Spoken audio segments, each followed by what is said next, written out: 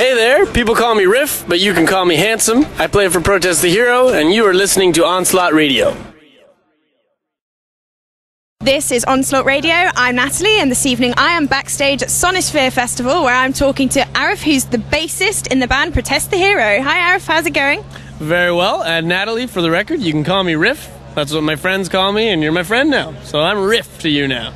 I am very privileged to be known as a friend. And I understand you guys have been doing quite a lot of festivals this year. You were in Australia earlier this year doing, is it Soundwave Festival? How have you managed to find the time to do all of this stuff? Just by dedicating every waking minute of our lives to doing it. We got a lot of dogs at home that we're missing because we spent a lot of time out there. But no, we hadn't been to Australia before, and we heard that the Soundwave Festival was quite a unique experience, so we were glad to go out there.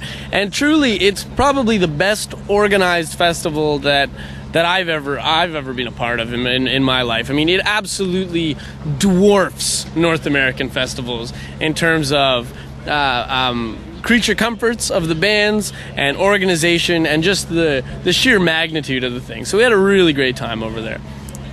And obviously you're here at Sonisphere Festival and you haven't spent too much time over in the UK. Are you quite excited to be over here now?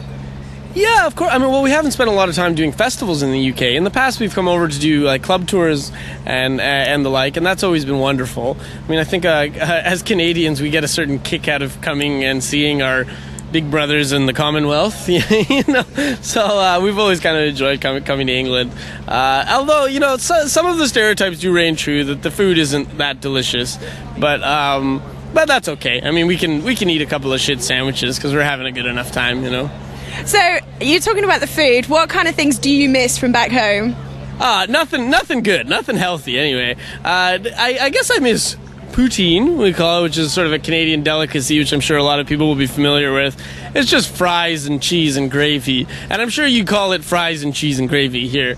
But no, it's not that Canadian food is so great. It's that sometimes when you go to a place, you want to accept some of those kitschy stereotypical things, and British food being pretty bad is one of those ones that I like, It's just like when you go to France and somebody treats you like an asshole and you're like, oh yeah, I'm in France, of course. Of course. So we're not assholes, but we eat crap. Absolutely not assholes, and I gotta say, I think British interviews are some of the most fun to do because you just have a command of the language that other people flat out do not have. Like the wit and the ease of the interviews is just remarkable. Because we all speak like the Queen. Yeah, absolutely. But I mean, we even as Canadians, when we go to America, we draw ourselves up and say, "No, we speak the Queen's English in Canada." It's just something that we're quite proud of, I guess. So to come here and hear it authentically, I mean, it's truly a wonderful experience. And obviously, You are from Canada. Do you notice a difference between your fans from back home and the fans over in the UK? You know what? Only in very specific and peculiar little things. For example, we recorded a video once for a song called Sequoia Throne, and I have a lot of little bullshit mime gestures that I do during the set. Just, funny little things. And there's one where I pull an arrow out of my back and I shoot it. And it's just a stupid little thing. But England, like everyone when I play a club show here, I'm not even lying. 10 or 12 people will say, "Oh, are you going to do the arrow thing? Are you going to do this, that?" It boggles the mind. And I think it's that you probably have longbow blood in your, somewhere. So it's like speaking to your genetics, I think. It's resonating really well with British people. So, is there anything major? No. But you notice little subtle things here and there. And obviously you guys have performed alongside some amazing bands so far. Are you really excited about performing alongside the Big Four?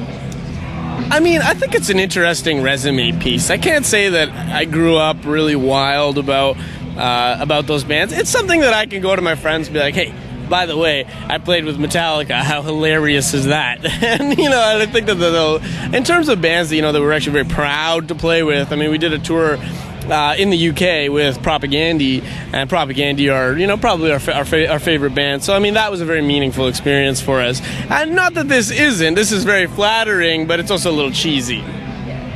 And are there any bands... Sorry, I'll just agree. Are there any bands that you're particularly looking forward to seeing on the bill? Yeah, I mean, I kind of want to see. I want to see the big four. We're gonna miss Slayer because that's while we're playing. But yeah, I guess I want to see Metallica. It's such a spectacle, you know, that is. I want to be able to tell my grandkids, if I'm ever unfortunate enough to have children and then grandchildren, I want to tell them that, yeah, I saw Metallica, the cheesiest band. Sorry, the tree's shitting on me. It's just a rain cloud that follows me around everywhere I go. Don't worry about it. You're in England now. It follows everyone. And I understand this year you released your latest album. Can you tell me a bit about the album, please? Yeah, it's called Scurrilous, which I found is, you know, it's a somewhat archaic word, but you actually might hear in casual conversation in England, which is amazing. But yeah, it's Scurrilous. It's sort of our latest effort toward writing whatever Protest the Hero music, whatever that means. It's our latest effort towards writing that, and so far it's had a really positive response. I think that it's on the lyrical front is a lot more direct and sort of a lot more honest and straightforward, and I think that people are appreciating that and are grasping onto that. And in terms of music, there is as much sort of tonal and sonic variety as there has been in the past, but hopefully sort of more intelligently written. It's like, you know, it's not as random or schizophrenic. It's sort of more intelligible. But I mean, I would say that, right? I would say that. So, yeah. So I mean, hopefully people will listen and judge for themselves, and not too harshly. And we've got a question from one of our listeners. A guy called Jax has asked why the band's name was changed from Happy Go Lucky just before you released Search the Truth. Oh my God. First of all, Search for the Truth was something that, I mean, we probably wrote those songs when we were 13 or 14. I mean, we still smelled like tit milk when we wrote those songs, for Christ's sake. Yeah, I mean, our name was Happy Go Lucky because we had 4 guys that played trombone in the band. You know, the fun fact is I'm the only guy that doesn't play trombone in the band. Yeah, whatever. Yeah. So, I mean, we were like a punk ska band, and Happy Go Lucky, I think, made a lot of sense. And then somehow, I don't know, I think we were like drunk or high or something. We came up with Protest the Hero, which kind of sucks. But you know, it's too late for that now, so we got to stick with it. We changed it because Happy Go Lucky just did not reflect the type of music that we were starting to write. And if we changed it again, we probably would, although I don't know to what. But we can't. We can't. So we're too far into it now, you know? And what have you guys got planned for the rest of this year? Well, we go home tomorrow, and we play some shows in Eastern Canada, which is a beautiful, beautiful place to play shows, including a festival with Metallica, which will be interesting.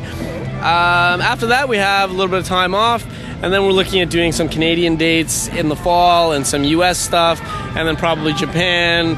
And yeah, so nothing over here, but maybe toward the end of the year we'll be back in UK or continental Europe or something like that, but nothing planned just yet.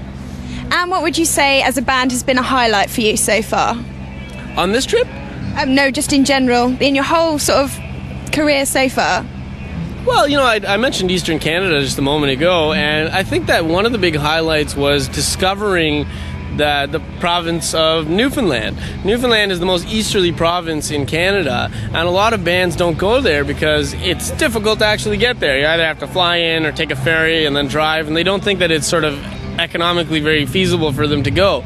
But we said, fuck it, we threw caution to the wind, and we went there a number of years ago and had one of the best shows of our lives. And now when we go back, we experience the lovely hospitality that they have to offer, and just that province alone has been a real highlight in my life, just getting to know and becoming intimate with such a lovely group of people in such a beautiful place.